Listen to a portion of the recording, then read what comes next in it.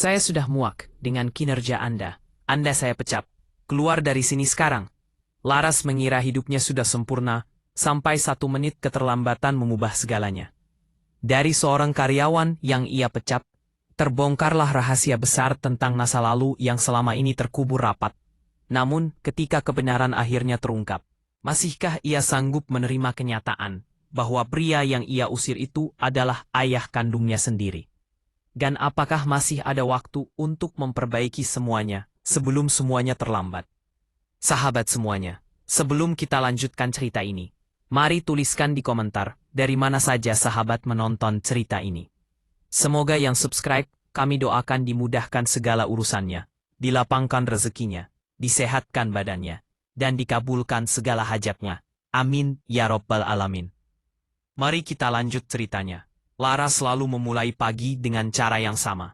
Bangun pukul 5, mandi air hangat selama 7 menit, memilih pakaian dalam waktu 3 menit. Lalu, sarapan sambil menandai agenda hari itu. Semuanya telah diatur sedemikian rupa, sehingga tidak ada celah untuk kekacauan sekecil apapun. Ketepatan waktu baginya bukan hanya kebiasaan, tetapi prinsip hidup yang tak bisa diganggu-gugat. Orang boleh menganggap itu berlebihan, tetapi bagi Laras, disiplin adalah alasan mengapa hidupnya bisa tetap terkontrol di tengah dunia yang penuh ketidakpastian. Pagi itu tidak berbeda. Ia berdiri di depan cermin besar di kamarnya, merapikan rambut hitam panjang yang berkilau rapi. Di meja riasnya, ada sederet catatan kecil berisi daftar pekerjaan. Presentasi di kantor pukul, rapat klien pukul 10. Lalu, sore hari, menghadiri seminar bisnis. Semua tersusun rapi seperti barisan angka di jam digital miliknya. Sambil menyemprotkan parfum ke pergelangan tangan, ia melirik jam dinding. Pukul 6,29, tepat 1 menit sebelum Pak Dharma biasanya memarkir mobil di depan pintu. Sopir tua itu bekerja dengannya selama bertahun-tahun. Dan sejauh yang ia tahu, pria itu selalu datang tepat waktu. Tidak pernah lebih cepat. Tidak pernah terlambat. Laras keluar dari pintu rumah dengan tas kerja di tangan. Langkahnya cepat dan teratur. Namun, tak ada mobil hitam yang seharusnya sudah menunggu di depan. Halaman rumah yang biasanya hidup oleh suara mesin, kini terasa sepi. Udara pagi yang dingin menggoreskan sedikit ketidaknyamanan di pundaknya. Ia menatap jam di ponsel. Pukul 6.30 detik. Dahi Laras mengerut. Wajahnya berubah dari tenang menjadi tegang. Bagi sebagian orang, 1 menit bukan apa-apa. Namun bagi Laras, 1 menit bisa berarti terlambat membuka peluang, menunda pekerjaan penting, atau merusak reputasi profesionalnya. Ia berdiri dengan tangan terlipat, menunggu sambil menghitung setiap detik dalam kepalanya. Baru pada pukul 6.31, lewat beberapa detik, suara mesin mobil terdengar mendekat. Mobil berhenti di depannya dan Pak Dharma turun tergesa-gesa. Pria itu tampak terengah. Satu tangan memegangi sisi mobil seolah menahan udara dingin yang menyesakkan dada. Ketika melihat Laras, ia tersenyum kecil. Senyum yang biasanya hangat, tetapi pagi itu tampak goyah. Maaf Bu Laras, saya Pak Dharma, potong Laras cepat, nadanya dingin. Bapak terlambat Pak Dharma, menunduk seperti seseorang yang tahu bahwa tidak ada alasan yang cukup untuk menjelaskan kesalahannya. Setidaknya di mata Laras. Saya bisa jelaskan Bu. Tadi saya 1 menit. Ucap Laras keras, menekankan kata-katanya dengan sorot mata tajam. Bapak terlambat 1 menit. Ini bukan hal sepele bagi saya. Pak Dharma menggigit bibirnya tampak hendak mengucapkan sesuatu. Namun kata-kata itu menguap begitu saja di udara. Ia menghela napas pelan, seperti sedang menyusun kalimat yang sebenarnya sudah lama ingin ia sampaikan.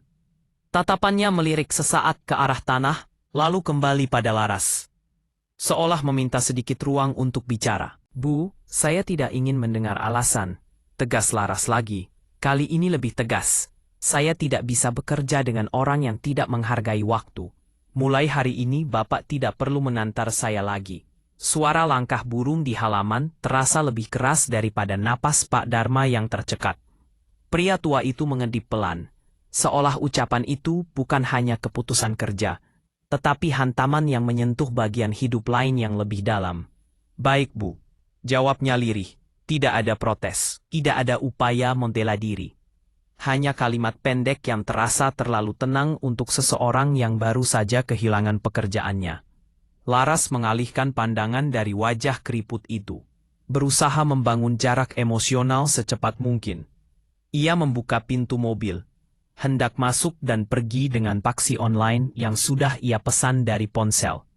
Namun sebelum ia masuk, ia mendengar suara pelan dari Pak Dharma. "Saya minta maaf kalau saya mengecewakan."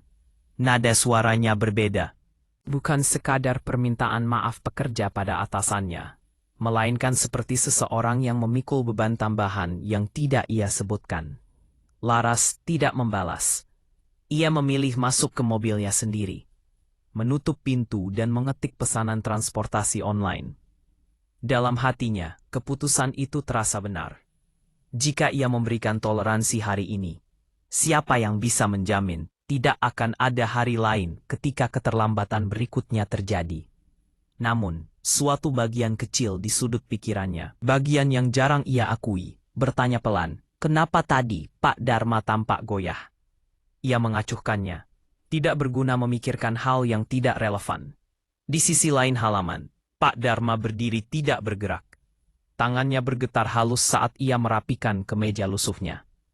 Tatapannya mengikuti mobil Laras yang perlahan menjauh, seperti seseorang yang sedang melepas sesuatu yang lebih penting daripada sekadar pekerjaan. Ia memegang dadanya sebentar, menyandarkan tubuh ke mobil sambil menarik napas panjang. Ada emosi yang jelas berusaha ia tekan, sesuatu yang tidak ia izinkan keluar. Saat mobil Laras hilang dari pandangan, ia akhirnya mengumpulkan tenaga untuk masuk kembali ke mobil. Tangannya sempat berhenti di setir, menggenggamnya kuat-kuat. Bibirnya bergerak, namun tidak ada suara yang keluar. Sebentar saja, hanya sekejap, wajahnya tampak kosong, seperti seseorang yang baru saja kehilangan kesempatan terakhir untuk sesuatu yang tidak pernah ia katakan. Di dalam mobil lain yang melaju menuju kantor, Laras menatap keluar jendela dengan pikiran penuh jadwal dan pekerjaan. Ia merasa puas telah menegakkan disiplin. Dalam pikirannya, tegas bukan berarti kejam. Ia hanya menjalankan standar yang ia terapkan pada dirinya sendiri. Namun beberapa menit kemudian, saat mobil berhenti di lampu merah, matanya tanpa sengaja melihat bayangan sopir tua itu di benaknya. Cara Pak Dharma menunduk. Cara ia tampak ingin bicara, namun menelan kata-katanya dan sorot matanya yang entah kenapa, seperti menahan sesuatu yang berat. Laras menggeleng pelan, mengusir bayangan itu. Tidak penting, gumamnya. Tetapi ada sesuatu yang berbeda. Biasanya ia tidak pernah menengok ke belakang setelah mengambil keputusan. Namun hari itu rasa puas itu tidak benar-benar penuh. Ada celah kecil yang membuatnya gelisah tanpa alasan. Ketika mobil melintas di jalan panjang menuju pusat kota, matahari mulai menaikkan sinarnya di balik gedung-gedung tinggi.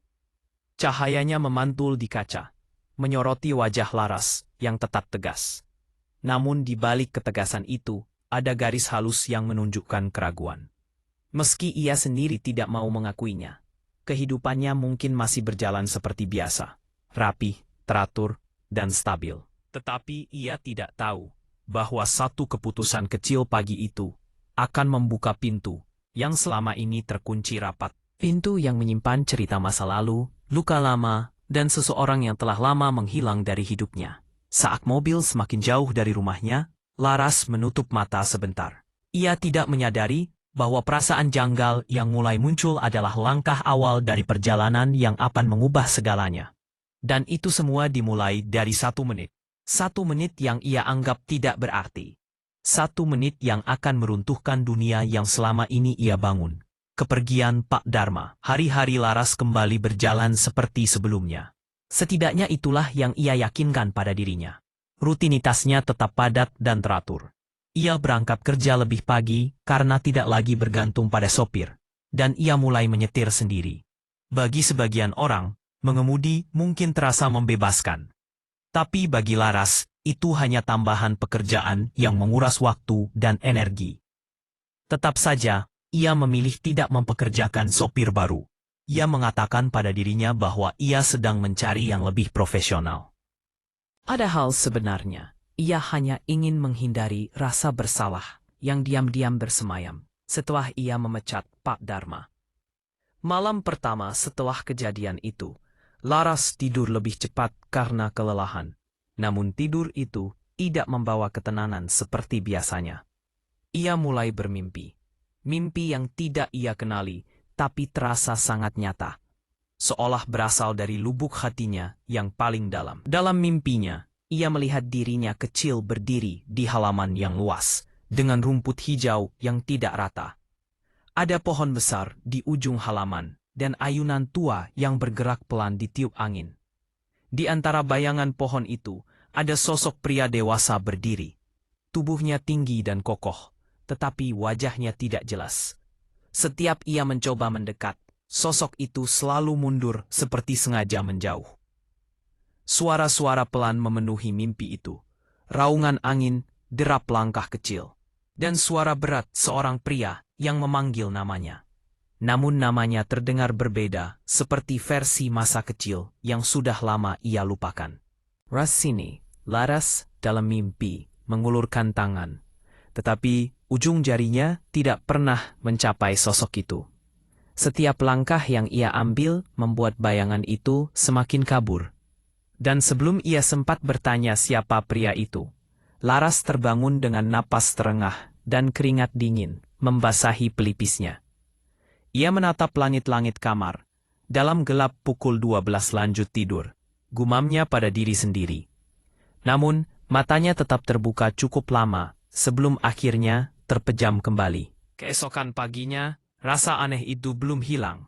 Laras menyetir menuju kantor sambil berusaha memfokuskan pikiran pada presentasi penting yang menunggunya. Namun, ketika mobilnya melewati sebuah jalan dekat pusat kota, matanya terpaku pada sebuah gerbang besi tinggi di sisi kiri jalan. Gerbang itu mengarah ke sebuah bangunan tua dengan papan nama pudar, Panti Asuhan Bintang Harapan. Tanpa alasan jelas, dadanya mengencang, nafasnya tersengal sejenak, bukan sesak yang berlebihan, tapi cukup untuk membuat kedua tangannya sedikit bergetar di setir. Ia tidak pernah memasuki panti asuhan manapun dalam hidupnya. Setidaknya begitu yang ia percaya. Namun melihat gerbang itu, ada rasa aneh yang menyelinap. Seperti sesuatu dalam dirinya mengenali tempat itu.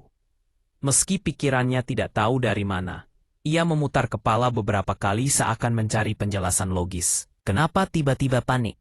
Bisiknya. Lampu hijau menyala, membuat mobil di belakangnya membunyikan klakson pelan. Laras tersadar dan kembali menyetir. Namun gerbang itu tertinggal di kepalanya, menandai sesuatu yang tidak ia pahami. Siang harinya, Laras bertemu Intan, rekan kerjanya. Wanita itu dikenal cerewet, suka bergosip, dan peduli pada hal-hal kecil yang sering orang abaikan.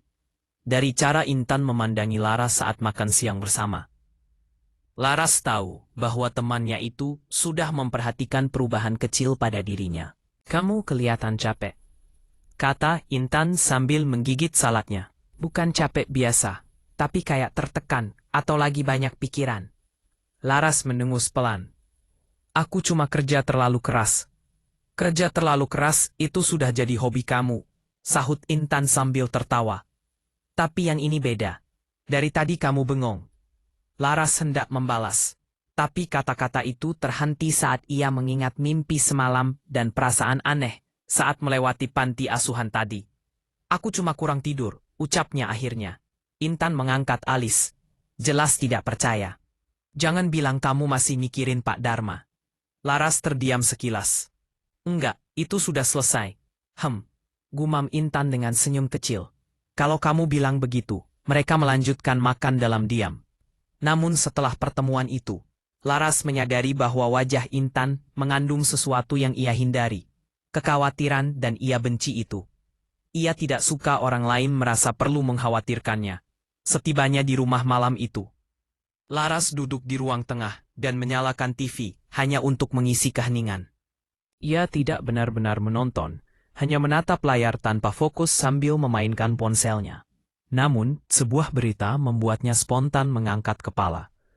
Telah terjadi kecelakaan lalu lintas yang melibatkan seorang pria berusia lanjut. Korban mengalami luka di bagian kepala dan telah dibawa ke rumah sakit terdekat. Reporter menampilkan gambar mobil touring set di pinggir jalan. Sopirnya, seorang pria berumur sekitar 60 atau 70 tahun sedang ditandu oleh para medis, laras membeku. Itu bukan Pak Dharma, namun jantungnya berdetak cepat seperti tubuhnya bereaksi sebelum pikirannya menyadarinya. Ia memegang remote kuat-kuat. Kenapa aku? Ia tidak menemukan jawaban. Ini aneh. Sangat aneh. Mengapa ia peduli? Seharusnya, ia tidak memikirkan Pak Dharma lagi. Keputusan sudah dibuat. Hidupnya baik-baik saja tanpa sopir itu. Ia yakin ia tidak punya keterikatan emosional apapun dengan pria itu. Namun kenyataannya, bayangan wajah Pak Dharma saat memintanya maaf di pagi itu terus muncul di kepalanya. Terutama tatapan mata itu. Tatapan yang tidak sekedar kecewa, tapi seolah patah. Laras mematikan TV dan berdiri dari sofa. Ia berjalan ke jendela besar yang menghadap garasi. Mobil hitamnya terparkir rapi di sana, mengilap dan sempurna seperti biasa. Tapi kali ini ada sesuatu yang berbeda. Mobil itu kosong. Dulu, setiap Laras menatap garasi, ia selalu melihat Pak Dharma. Entah pria itu sedang membersihkan kaca mobil, memeriksa tekanan ban, atau sekadar berdiri sambil menunggu perintahnya. Ia tidak pernah menyadari betapa kehadiran Pak Dharma diam-diam mengisi rumah itu. Tidak dengan suara, tapi dengan keberadaan yang stabil dan hangat. Sekarang, rumah terasa lebih sunyi. Terlalu sunyi. Laras berdiri cukup lama di depan jendela, memandangi mobil yang tampak dingin tanpa sosok yang biasa menemaninya. Ada rasa kosong kecil yang menghampiri. Namun ia menolaknya sekeras mungkin. Ini cuma perasaan sesaat, katanya pelan. Aku hanya stres. Namun jauh di dalam dirinya, Laras merasa sesuatu sedang bergerak. Sesuatu yang sudah lama terkubur. Sesuatu yang selama ini tidak ia sadari atau mungkin sengaja tidak ia ingat. Suara jarum jam dinding terdengar jelas dalam kesunyian rumah. Berdetak pelan namun teratur. Setiap detik yang berlalu, membuat Laras semakin sadar bahwa kearifannya terhadap waktu dan ketepatan tidak pernah benar-benar melindunginya dari hal lain. Hal-hal yang datang dari masa lalu. Ketika akhirnya ia memadamkan lampu dan menuju kamarnya, rasa gelisah itu masih tertinggal. Malam itu, ia tidur tanpa mimpi, atau mungkin ia lupa apa yang ia impikan. Namun satu hal pasti, ada bayangan lama yang perlahan mulai muncul kembali. Memaksa Laras untuk mengingat sesuatu yang selama ini tidak pernah ia akui sebagai bagian dari dirinya. Bab ini berakhir dengan Laras berdiri di depan jendela, menatap mobil kosong itu, dan menyadari bahwa rumahnya tidak pernah terasa setengah sepi ini sebelumnya. Sejak mimpi-mimpi aneh dan rasa gelisah yang menempel seperti bayangan, kesempurnaan yang selama ini Laras bangun, mulai retak perlahan. Ia tidak menyadarinya di awal.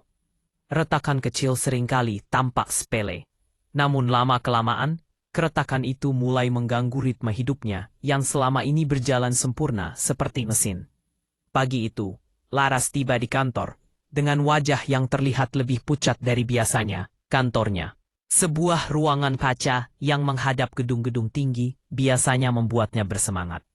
Namun, hari ini, rasanya ruang itu lebih sempit. Tumpukan dokumen, laptop, catatan rapat, semuanya terlihat seperti beban tambahan yang mengganggu. Ia mencoba fokus pada email penting dari klien besar, tetapi matanya tidak bisa bertahan lama di layar. Huruf-huruf tampak kabur. Ia memejamkan mata sebentar, menarik napas dalam-dalam, lalu mencoba lagi. Namun, baru 3 paragraf ia baca. Pikirannya kabur dan kembali memikirkan hal-hal yang seharusnya tidak relevan. Tatapan Pak Dharma pada hari ia dipecat, gerbang panti asuhan, serta sosok pria kabur dalam mimpi. Fokus, Laras, bisiknya pada diri sendiri. Namun bahkan suara itu tidak cukup untuk membuat pikirannya kembali stabil. Kesalahan pertama terjadi saat rapat. Laras, yang biasanya presisi dan tajam dalam setiap presentasi, tiba-tiba salah menyebut angka. Bukan kesalahan besar, tapi cukup untuk membuat beberapa rekan menatapnya heran. Laras bahkan tidak menyadari kesalahan itu sampai Intan menepuk lengannya pelan. Laras, kamu salah sebut angka penawaran. Bisik Intan, Laras terdiam. Biasanya ia tidak pernah melakukan kesalahan dasar seperti itu. Pipinya memanas dan ia cepat-cepat memperbaiki presentasinya. Namun fokusnya sudah hancur. Kesalahan kedua terjadi saat ia menyusun laporan. Ia lupa menambahkan satu lampiran penting yang biasanya selalu ia periksa 2 kali. Atasannya memang tidak marah, tetapi hanya berkata bahwa ia terlihat lelah. Laras tersenyum tipis, berusaha menutupi rasa panik yang perlahan muncul. Kesalahan ketiga terjadi saat ia pulang kerja. Ia memasukkan kartu parkir ke mesin pembayaran. Namun entah bagaimana ia menekan tombol yang salah dan menyalakan alarm kecil. Suara bip keras itu membuatnya tersentak seperti seseorang yang baru dibangunkan dari mimpi buruk. "Bu, tak apa," ujar petugas parkir sambil tersenyum. "Mungkin lagi capek." Laras membalas dengan senyum datar dan buru-buru masuk ke mobil. Hari itu adalah hari pertama sepanjang karirnya, di mana ia merasa tidak bisa mengontrol semuanya. Dan bagi seseorang seperti Laras, itu menakutkan. Saat menyetir pulang, pikirannya bercampur aduk. Jalan terlihat sama seperti biasanya. Tetapi ia merasa seperti sedang menyusuri sesuatu yang asing. Ketika berhenti di depan lampu merah, ia mengusap wajah dengan satu tangan, mencoba mengatur napas. Ia menoleh ke kursi belakang tanpa alasan jelas. Kursi itu kosong. Tentu saja, tidak ada lagi suara batu kecil dari Pak Dharma. Tidak ada lagi ucapan, "Sudah siap, Bu," yang biasanya terdengar setiap pagi. Tidak ada bau minyak kayu putih yang samar. Semua hilang. Hilang begitu saja. Lampu berubah hijau.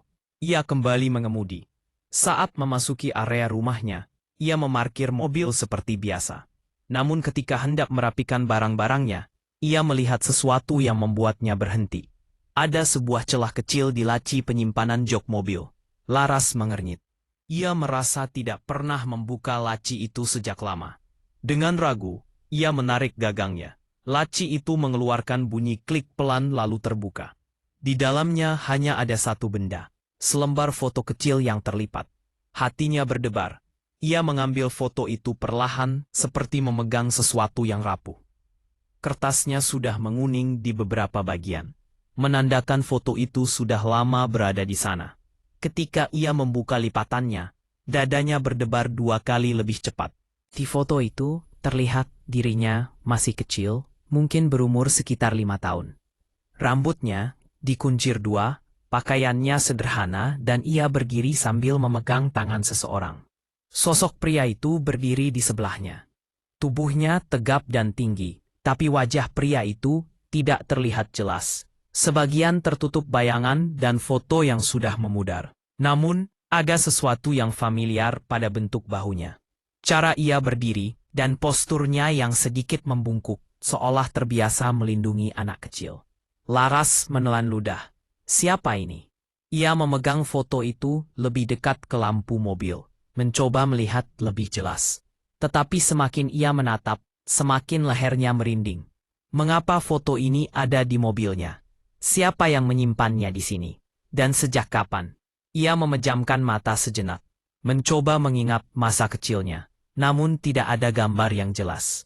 Seperti ada dinding tebal yang menutup memori itu, yang tersisa hanya potongan-potongan kecil, suara angin, ayunan tua, panggilan, ras dari suara pria misterius, dan perasaan hangat yang ia tidak bisa jelaskan. Ia membuka mata lagi, menatap foto itu lebih lama. Tangan kecilnya terlihat bahagia, sedang menggenggam tangan pria itu. Namun hatinya terasa sebaliknya. Gelisah, tertekan, dan penuh tanda tanya. Di dalam rumah, Laras duduk di ruang tengah tanpa menyalakan lampu. Foto itu masih di tangan, dan ia belum bisa berpaling darinya. Keheningan rumah semakin terasa menusuk. Dulu, ia selalu melihat keheningan sebagai kenyamanan. Kini keheningan itu terasa seperti ruang kosong yang menjerit pelan. Ia menaruh foto itu di meja, lalu memegang keningnya. Siapa sebenarnya pria itu? Apakah ia pernah mengenalnya? Dan mengapa foto ini tersembunyi di mobil? Tepat setelah ia memecat Pak Dharma, tiba-tiba sekelebat ingatan muncul. Tatapan Pak Dharma waktu terakhir ia bertemu. Tatapan yang mengandung sesuatu yang jauh lebih berat daripada rasa bersalah seorang pekerja. Tatapan itu seperti seseorang yang sedang melepas sesuatu yang sangat berarti. Hatinya mencubit lembut. Ada rasa bersalah kecil, samar, tapi jelas terasa. Kenapa aku merasa begini? Laras menutup wajah dengan kedua tangannya. Ini bukan kesedihan yang ia pahami. Ini bukan juga rasa kehilangan yang ia akui secara sadar. Ini seperti ada sesuatu dalam dirinya yang tahu apa yang ia lakukan salah. Tapi pikirannya belum bisa menjangkaunya. Ia membuka mata, menatap foto itu lagi. Foto kecil yang tiba-tiba terasa seperti potongan puzzle yang tersesat. Dan untuk pertama kalinya, Laras merasakan sesuatu yang tidak pernah ia beri ruang sebelumnya. Ketakutan bahwa kesempurnaan hidupnya hanyalah topeng dan retakan kecil yang muncul selama beberapa hari terakhir. Hanyalah awal dari sesuatu yang jauh lebih besar. Ia menyandar di sofa dan menarik napas panjang. Namun, dada itu masih terasa berat. Bersalah. Ia merasa bersalah. Bersalah atas sesuatu yang belum mengerti. Bersalah kepada seseorang yang mungkin jauh lebih dekat dengannya daripada yang ia tahu. Bab ini berakhir dengan Laras yang menatap foto itu dalam diam.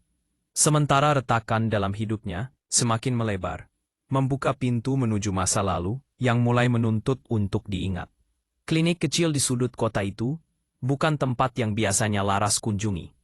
Ia datang hanya untuk menjalani pemeriksaan tekanan darah. Sesuatu yang disarankan dokter karena jadwal kerjanya yang makin padat. Pagi itu terasa berbeda sejak awal. Langit mendung, udara lebih lengket, dan pikirannya terasa berat.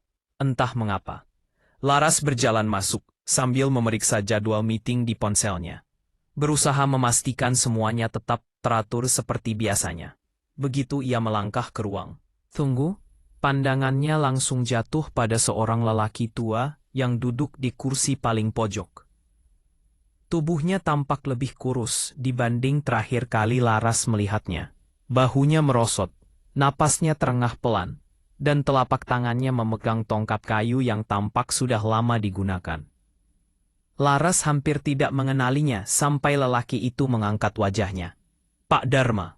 Jantung Laras refleks berdegup lebih cepat.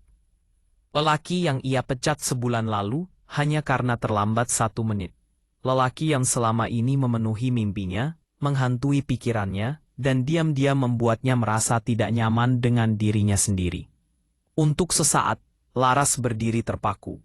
Bagian dirinya ingin berpaling, melangkah cepat ke arah pintu keluar, dan pura-pura tak melihat apun. Namun bagian lain yang lebih keras dan lebih ingin mengerti, menahan langkahnya. Pak Dharma tampak terkejut begitu menyadari sosok Laras berdiri tepat di hadapannya. Ia mencoba berdiri. Mungkin masih terbiasa menghormati sang majikan meski tak lagi bekerja untuknya. Tapi tubuhnya jelas tidak kuat. Pak, duduk saja, jangan berdiri, ucap Laras spontan. Setengah panik melihat tubuh tua itu berguncang. Lelaki itu menurut. Meski napasnya terdengar berat, Laras menarik kursi dan duduk di sampingnya.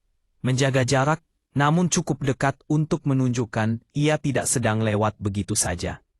Ada banyak hal yang ingin ia katakan, tapi semuanya menguap saat ia melihat kulit Pak Dharma yang pucat dan lingkar hitam di bawah matanya yang semakin jelas. "Kok Bapak di sini?" tanya Laras akhirnya.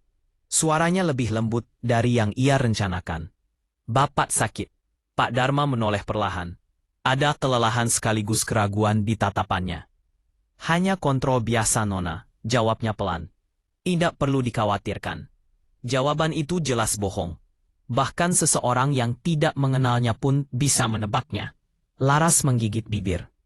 Menahan dorongan untuk mencecar. "Kenapa pakai tongkat? Dulu Bapak tidak pernah." Pak Dharma mengalihkan pandangan menatap lantai krem klinik itu. Usia tidak bisa bohong. Nona Laras. Ada jeda panjang setelah itu. Hanya suara resepsionis memanggil nama pasien lain dari kejauhan.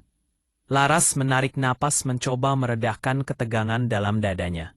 Saya sudah lama ingin bicara, Pak, katanya pelan. Tentang waktu itu, tentang hari ketika saya memakarma tiba-tiba mengangkat tangan. Isyarat halus untuk menghentikannya. Tetapi bukan gerakan kasar atau menuntut. Lebih seperti seseorang yang tidak ingin memperpanjang luka. Tidak usah dibahas lagi, potongnya. Semua sudah terjadi. Tapi saya merasa, saya tahu suaranya lembut. Tetapi ada getaran halus yang menyeratkan, sesuatu yang lebih berat. Kadang memang lebih mudah menyalahkan orang lain daripada melihat apa yang sebenarnya perlu kita hadapi. Ucapannya menghantam Laras seperti batu besar. Ia mengerutkan kening. Maksud Bapak apa? Pak Dharma tersenyum samar. Senyum yang tidak sampai ke matanya. Sudah waktunya berhenti bersembunyi, Nona. Kata-kata itu menggetarkan sesuatu dalam hati Laras. Sesuatu yang sejak lama terkunci. Tetapi kini mulai retak. Ada tekanan kuat di dadanya.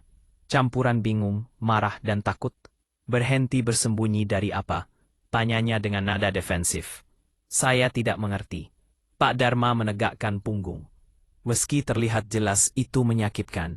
Suatu hari nanti, Nona akan mengerti bukan tempat saya untuk membuka semuanya. Bapak selalu bicara seperti itu. Laras mulai frustasi. Kalau ada yang perlu saya tahu, kenapa tidak jelaskan saja? Pak Dharma terdiam lama sebelum akhirnya menjawab. Karena beberapa kebenaran perlu datang di waktu yang tepat, dan mungkin waktu itu sedang mendekat. Laras ingin membantah, ingin menuntut penjelasan yang jelas. Tapi tatapan Pak Dharma bukan tatapan orang yang ingin menyulitkan. Ada kesedihan dalam matanya. Kesedihan yang membuat Laras terdiam. Sebelum ia sempat bertanya lebih jauh. Resepsionis memanggil nama Pak Dharma. Lelaki tua itu perlahan bangkit dengan bantuan tongkat. Gerakannya lambat, seperti seseorang yang menyimpan rasa sakit yang berusaha ia sembunyikan. Laras refleks berdiri ingin membantu.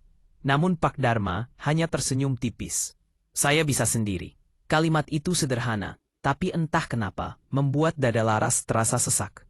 Ia mengikuti Pak Dharma sampai ambang pintu ruang pemeriksaan. Di sana, lelaki itu berhenti sejenak dan berbalik menatapnya. Nona Laras, katanya pelan. Jangan terlalu keras pada diri sendiri. Hidup tidak sesederhana jadwal yang tidak boleh terlambat menit. Laras merasakan pipinya panas. Entah karena malu, atau marah, atau keduanya. Pak Dharma masuk ruangan, menutup pintu perlahan. Laras tetap berdiri di luar. Menatap pintu putih itu, seolah mengharapkan jawaban muncul melalui catnya. Beberapa menit kemudian, Pak Dharma keluar membawa sebuah kantong plastik kecil berisi obat. Tangannya gemetar saat menggenggamnya. Laras memperhatikan dari kejauhan. Obat itu bukan obat biasa. Beberapa label menunjukkan dosis tinggi untuk penyakit kronis. Degup jantung Laras meningkat. Ia tak tahu kenapa. Tapi melihat lelaki tua itu memegang obat-obatan tersebut membuat perasaannya memberontak. Bapak sakit apa sebenarnya? Tanyanya dengan suara rendah, penuh kecemasan yang bahkan ia sendiri kaget mengatakannya. Pak Dharma tersenyum tipis. Senyum yang lebih seperti upaya menenangkan daripada kebahagiaan. Hanya penyakit orang tua, Nona. Tidak usah kupikirkan. Laras ingin sekali memaksanya jujur, tapi suasana terasa terlalu rapuh. Ia hanya berdiri memandangi lelaki yang dulu selalu ada di balik kemudi tanpa mempertimbangkan apapun selain perfeksionismenya. Bapak pulang naik apa? Tanya Laras. Mencoba menawarkan bantuan tanpa mengatakannya langsung. Naik angkutan umum. Seperti biasa, jawabannya membuat Laras menunduk. Sejak mengusir lelaki itu, ia tidak pernah memikirkan bagaimana Pak Dharma menjalani hari-harinya. Ia tak pernah tahu apakah lelaki itu punya keluarga, rumah, atau sekadar teman untuk berbicara. Pak, kalau Bapak butuh bantuan tidak perlu, Nona. Terima kasih. Nada itu halus, tetapi tertutup, seperti pintu yang ditutup dengan sopan. Pak Dharma melangkah keluar dari klinik dengan langkah kecil. Tongkatnya menekan lantai setiap beberapa detik.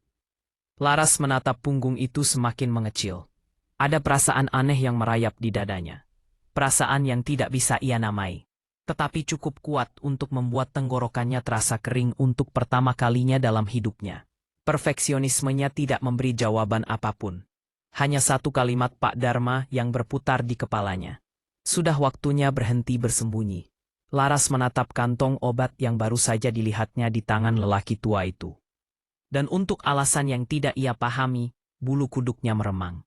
Sesuatu yang besar sedang menunggu di depan. Sesuatu yang tidak bisa lagi ia hindari. Dan entah kenapa, ia merasa semuanya dimulai dari 1 menit yang dulu ia anggap sepele. Sejak pertemuan tak terduga di klinik itu, pikiran Laras tidak pernah lagi tenang. Setiap kali ia mencoba fokus pada presentasi, rapat, atau laporan yang biasanya ia selesaikan dengan presisi sempurna, wajah pucat Pak Dharma selalu muncul begitu saja. Bayangan tongkat kayu, langkah gontai, dan senyum tipisnya menjadi gangguan yang terus membayangi hari-harinya. Pada akhirnya, Laras menyerah. Ada sesuatu yang harus ia ketahui. Sesuatu yang tidak bisa ia abaikan lagi. Ia duduk di meja kerjanya hingga larut malam, menatap layar laptop yang menampilkan data riwayat karyawan dari perusahaan tempatnya bekerja. Nama Pak Dharma terpampang di sana, lengkap dengan tanggal mulai bekerja, posisi dan catatan pelatihan. Namun ketika ia mengklik bagian kontak darurat, kolom itu kosong. Tidak ada nama keluarga. Tidak ada nomor yang bisa dihubungi. Bagaimana mungkin selama bertahun-tahun aku tak pernah tahu apapun tentangnya? Gumamnya lirih. Semakin ia mencari, semakin banyak celah yang ia temukan. Pak Dharma adalah sosok yang selalu hadir, tetapi tidak pernah benar-benar terlihat. Selalu tepat waktu, selalu rapi, selalu mengantar dan menjemputnya tanpa banyak bicara. Seseorang yang menjalankan tugasnya tanpa meninggalkan jejak. Hingga malam itu, ia menemukan sesuatu yang menarik. Sebuah alamat lama yang tercantum dalam arsip kepegawaian bertahun-tahun lalu. Bukan alamat terkini, itulah yang membuat Laras semakin penasaran. Lokasinya berada di daerah yang namanya langsung membuat punggungnya menegang. Dekat panti asuhan yang samar-samar muncul dalam mimpinya. Jantungnya berdebar lebih cepat. Ia meraih kunci mobil, seolah tubuhnya bergerak sebelum kepalanya sempat memutuskan. Perjalanan menuju lokasi itu terasa lebih panjang dari yang ia bayangkan. Jalanan sempit, pepohonan rindang yang membentuk terowongan alami, dan udara sore yang menekan membuat suasana semakin suram. Ketika Laras akhirnya tiba, ia melihat sebuah kompleks sederhana dengan tembok kusam dan gerbang besi yang berdecit saat ia dorong. Panti asuhan itu tampak tua. Dindingnya menunjukkan warna yang memudar. Halaman dipenuhi daun kering, dan ayunan kecil di sudut terlihat bergoyang pelan tertiup angin. Seorang wanita sepuh yang mengenakan kerudung pastel keluar dari pintu utama. Wajahnya lembut, namun menyimpan kelelahan. "Ada yang bisa saya bantu, Nak?" Laras menelan ludah sebelum menjawab. "Saya sedang mencari informasi tentang seorang pria bernama Pak Dharma. Beliau pernah tinggal di sekitar sini, mungkin 2 atau 3 dekade lalu." Wanita itu mengerutkan kening sejenak, mencoba mengingat. Dharma, gumamnya pelan. "Oh, mungkin Pak Dharma yang dulu sering mengantar bantuan, yang suka membawa beras, selimut, dan mainan bekas." Laras mengangguk. Meski ia tidak tahu pasti, wanita itu tersenyum samar. "Ya, saya ingat beliau orangnya baik, selalu datang dengan senyum sopan.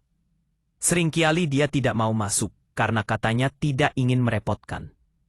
"Boleh saya tahu apakah beliau punya hubungan dengan panti ini?" tanya Laras. Suaranya terasa lebih pelan dari biasanya. Wanita itu sedikit terdiam. Matanya menerawang, seolah menelusuri arsip kenangan yang sudah kabur. "Bukan pengasuh, bukan pula donatur tetap. Tapi ada satu hal yang saya ingat jelas." Napas Laras tertahan tanpa sadar. "Bertahun-tahun lalu," lanjut wanita itu, "dia pernah datang dalam keadaan bingung dan gelisah, membawa seorang bayi perempuan yang masih merah." Laras membeku. Wanita itu menatapnya tidak menyadari perubahan drastis pada wajah Laras. Dia bilang bayi itu butuh tempat aman. Dia juga bilang ibunya tidak bisa merawatnya. Wajah wanita itu mengeras sedikit, seperti ada kenangan yang masih menggantung. Tapi dia tidak pernah menjelaskan lebih jauh, hanya menitipkan bayi itu dan meminta agar anak itu dijaga. Bayi perempuan, ulang Laras dengan suara bergetar. Wanita itu mengangguk pelan. Iya, bayi cantik sekali. Kami menamainya sesuai tanggal kedatangannya. Laras tidak bisa merespon. Kakinya terasa lemas, sementara udara seolah menjadi lebih berat. Wanita itu melanjutkan. Setelah itu, Pak Dharma sering sekali mampir. Tidak setiap hari, tapi cukup sering untuk bertanya kabar. Dia tidak pernah mau bilang apa hubungannya dengan bayi itu. Kadang dia hanya berdiri dari jauh, tidak berani masuk. Laras merasakan dadanya diserbu sensasi aneh antara takut, marah, gelisah, dan bingung. Semua bercampur tanpa bentuk yang jelas. Apa ada catatan?